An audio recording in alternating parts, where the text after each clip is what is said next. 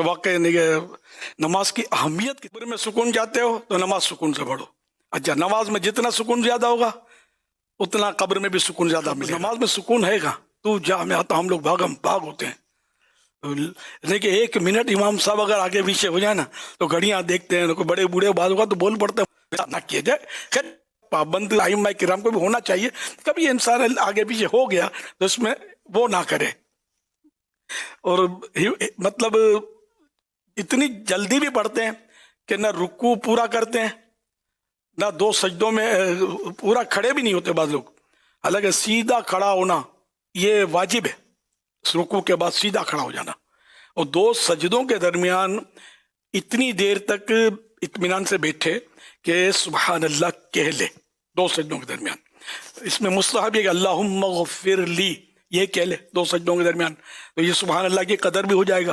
مگر یہ بیٹھ کر کہنا یوں نہیں اللہ اکبر اللہم اغفر لی اللہ اکبر، یوں نہیں اللہ، بلکہ وہ رک کر اللہم اغفر لی پورا بیٹھ گیا، اب اللہم اغفر لی کا الف شروع کرے اور جب لی کہہ لے تو اب سجدے کی طرف جھکے.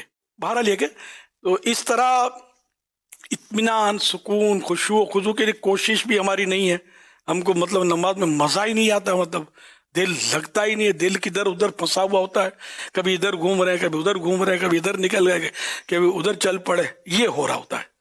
تو اللہ پاک ہمیں قبر کا سکون عطا کرے، نماز کا سکون عطا کرے، اسی کی برکت سے کہ ہمیں قبر کا سکون مل جائے. اللہ پاک رحمت کرے.